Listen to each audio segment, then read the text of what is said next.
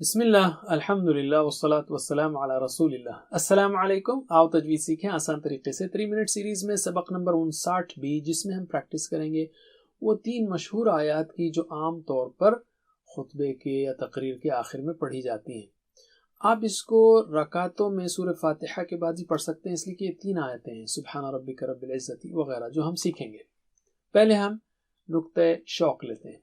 رسول اللہ صلی اللہ علیہ وسلم نے فرمایا، قرآن کو اپنی آوازوں سے زینت بخشو، ڈیکوریٹ کرو، خوبصورت بناؤ۔ قرآن کو سمجھ کر اچھی آواز میں پڑھنے سے قرآن میں غور و فکر کرنے کا موقع ملتا ہے، جس کے نتیجے میں خشوع و خضوع پیدا ہوتا ہے، ایمان بڑھتا ہے، اللہ سے محبت بڑھتی ہے اور بے شمار فائدے ملتے ہیں۔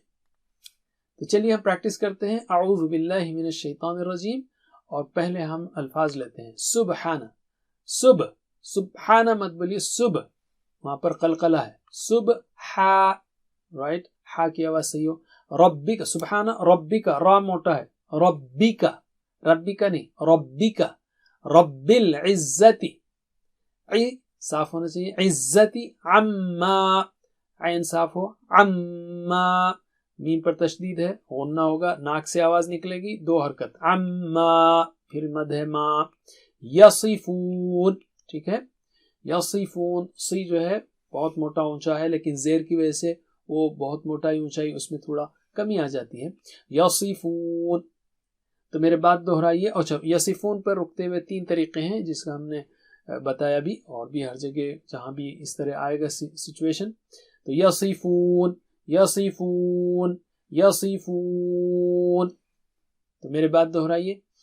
سبحان ربک رب العزت عما یصفون، سبحان ربک رب العزت عما یصفون، وسلام، و ہونٹ گول کر کے کھولیے تو اچھا واضح وا آئے گا، وا نہیں، و، سلا، لا مد ہے، علل، عین صاف ہو، علل، مر، مر، را موٹا ہے، مر، سلیم، یہاں بھی 3 سٹائل سے رک سکتے ہیں آپ، تو دہرائیے۔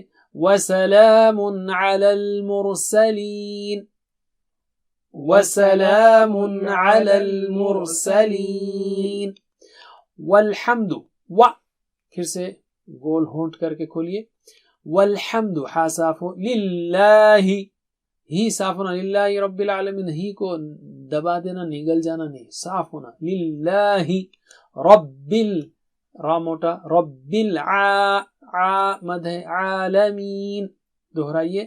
والحمد للہ رب العالمین، والحمد للہ رب العالمین۔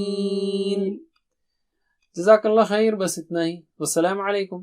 Please visit understandquran.com for our courses on Read Al-Quran, Learn Tajweed and Understand Al-Quran, and for one-to-one learning. Jazakumullah khair. Wassalamu alaikum.